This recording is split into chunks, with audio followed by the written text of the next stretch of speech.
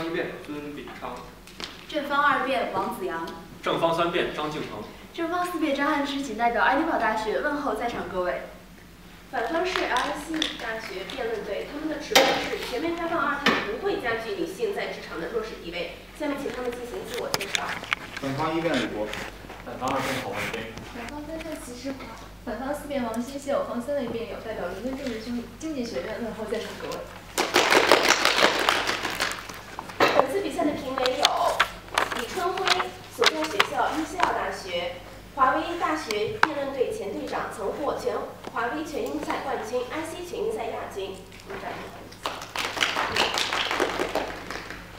徐一涵评委原剑桥大学，剑桥大学辩论手，2013年担任剑桥华裔辩论队队长，曾获全英赛以及华威全英赛最佳辩手。张嘉玲评委来自 UCL 大学，原 KCL 辩论队队长，我们掌声欢迎一下。好，现在我们比赛马上开始。下面请正方一辩开篇立论，时间为3分30秒。谢主席，问候在场各位。今天我方的观点是，全面开放二胎政策会加剧女性的职场弱势地位。我方将从3个层次加以论证。首先，生育本身会给女性带来弱势地位。第一，与相同条件的男性相比，女性更有可能因为生育而不被企业录用，或者更难升职加薪。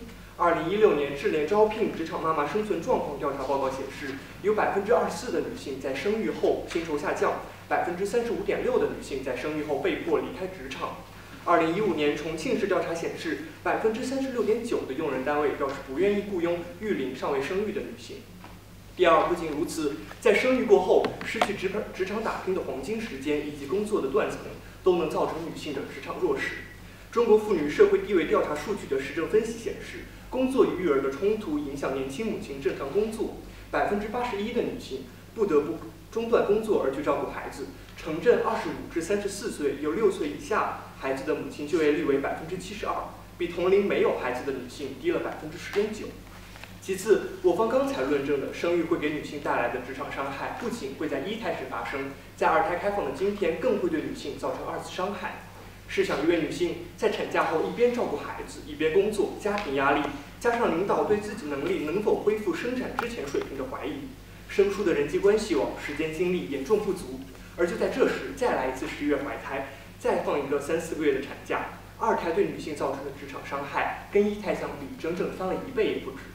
除此之外，全国妇联妇女研究所调查显示，有2个孩子的城镇青年女性为了家庭而放弃个人发展机会的比例高达51%，比只有1个孩子的女性要高了17%，是有2个孩子的同类男性的3.35倍。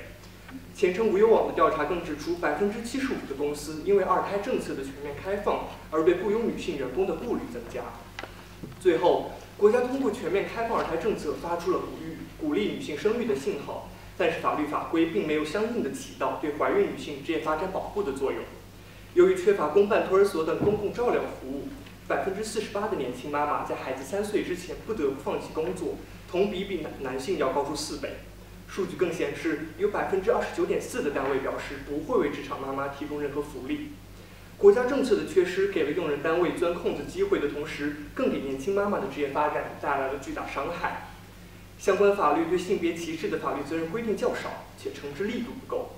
所成立的保护女性职场权益的机构不仅少之又少，更过分的是司法救济途径极为不完善。这些大多数在女性只有1胎时就该解决的问题，在全面开放2胎的今天仍然没有得到丝毫改善。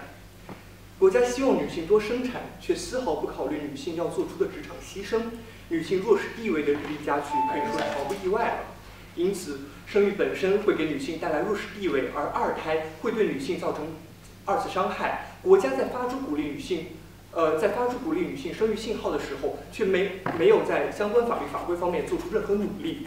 因此，我方认为全面开放2胎政策会加剧女性的职场弱势地位。谢谢大家。下面有请反方一辩质询正方一辩，时间为1分半。请问正方一辩，女性在职场的弱势地位体现在哪些方面？体现在呢，她们跟同类的男性相比，更有可能不被企业录用，或者更难升职加薪。然后她们因为生育对工作录用和加薪对吧？然后这种不仅弱势是由什么造成的？造成的原因，我们今天不在考虑范围内，我们考虑的是生育能否加剧这个现象。好，那么全面二胎政策的影响是？全面二胎政策的是加剧了女性职场的弱势地位，就像我们今天辩题所展示的一样。具体的影响是？具体的影响就是比如说吧，我方给你个数据，剩24%的女性生育后薪酬下降35%。薪酬还是薪酬对吧？还有放弃工作。企业用人是不是以人才导向的？还有能否为自己带来更多的利润？企业用人是不是以人才为导向？这个人才能否给他带来利润？对，能带来利润的人才没错。也是人才对吧？然后，那么你说衡量弱势地位的标准是什么？就是衡量这个弱势。我们衡量的是跟一胎时跟全面开放二胎政策之后的纵向比较，还有跟同类男性的横向比较。标准是什么？标准是他们是否比如说更难得到工作了，更难升职加薪了，或者是我享有这个职场机会，但是我不得不因为家庭而放弃这个机会。对，也没有就是说是否，然后暂时还没有论据。它比之前我们的数据在一辩稿里非常清楚，如果对方你需要，我可以给你再念一遍。但是需要明确的是加剧，对吧？对，因为跟一胎比如说城市有2个孩子年轻女性。感谢本方意见，下面请本方辩读。好，问候在场各位。通过刚才的质询呢，我方希望大家明确今天的讨论范围。首先，我们的题目已经默认女性在职场中本来就是处于弱势地位的，那这种弱势的地位的表现，刚才已经说了是多种多样的。然后其次，通过对方辩友的回答，我们看到造成这种弱势的原因也是多种多样的，而生育只是其中之一。但是关键的是，我们今天要讨论的是二胎政策是否加剧了弱势。所以，女性在职场的弱势地位这本身以及生育本身造成的影响都不在我们今天的讨论范围内。而正方有责任提供的支持在于是否加剧了比较标准，是否二胎政策加剧了。好了，那么现在我们来看看二胎政策为什么不会加剧女性在职场中的弱势地位呢？首先，职场弱势地位是由什么来决定的？我们都知道，企业招聘是以人才为导向的，在招聘环节，对方刚才说的录用环节。是知识储备、能力素质、性格匹配等等，而在实际工作中，也是对方刚才说的升迁过程中，那是工作业绩和人际关系来决定的。判断人才的标准有很多，但我们确定的是有无生育功能肯定不在这个标准当中。经营企业当然是要考虑成本的，但企业不是傻子，难道招聘有成本我们就不招聘了吗？难道生产有成本我们就不生产了吗？任何举措都要综合比较成本与效益。一位女性她如果是个人才，你不会拒绝她。一位女性她如果是个人才，你不会因为她要生孩子就要辞退她。你拒绝或者辞退的原因，只可能是她不够优秀，而不可能是她有可能要生二胎。更重要的是，企业谋发展看的是长远利益。一位优秀员工能够创造的价值远远大于生育所造成的成本。智联招聘的另一份调查显示，94.12%的企业为二胎女员工提供了政策规定外的额外福利。这是为什么呢？一家关怀员工的企业能够吸引更多的优秀人才，而受到关怀的员工会加倍的回报这家企业。对方辩友刚才可能要拿数量来说事儿了。那如果说二胎政策之后呢，这个有了二胎这个政策，生二胎的就不如生一胎的。那欧美国家鼓励生育，你生几胎都没人管你。如果按照这个逻辑来说的话，这些女性是不是都没有找工作的资格了呢？说完职场，说完企业，我们来说说政策。首先，为什么要全面开放二胎？是因为单独二胎政策遇冷。那么单独二胎政策为什么会遇冷呢？因为生育意愿下降，因为生育成本太高，这种原因很多。我们今天不讨论生育问题，但是我们只需要知道，二胎政策带给职场女性的，只是给了她们生育二胎的权利和可能性，不是说这种可能性就一定不会影响职场地位，而是说我们要具体的讨论这种可能性产生的影响。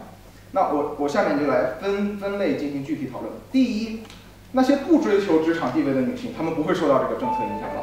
第二，极端追求职场地位的女性，她放弃生育也不会受到影响。第三，超过育龄的女性或者已经完成二胎的女性不会受到影响。所以关键我们要讨论的是，没有生育的女性，对于这类女性，企业会考虑生育的影响，但不是二胎政策的影响，所以不在我们范围内。第五，已经生育一胎的女性，如果她们不换工作，考虑的她们的是工作表现和人际关系，这个企业和领导会理解她们的选择，而不会因为此对她们造成影响。谢谢大家。接下来请正方一辩质询反方一辩，时间为1分半。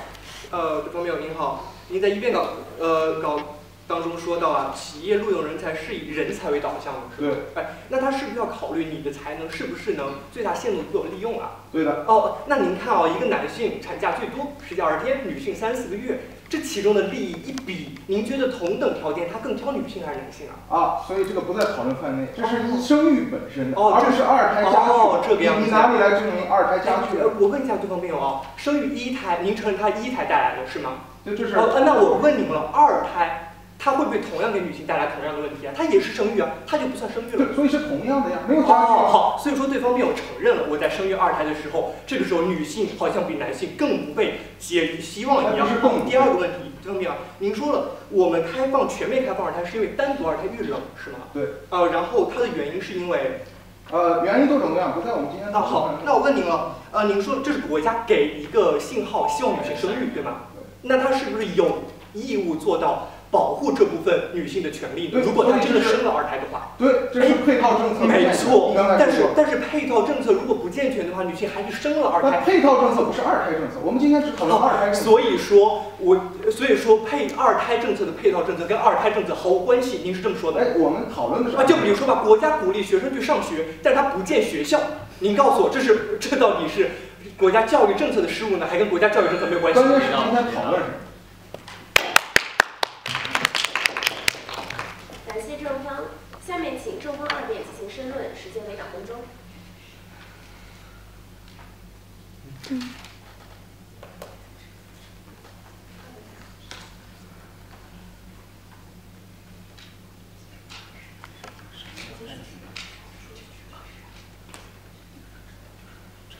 好，其实今天对方想要跟我们说的是2胎没有加剧不是因为2胎，然后其次是对方今天认为今天女性在职场上面遇到的弱势不是因为2胎政策到来。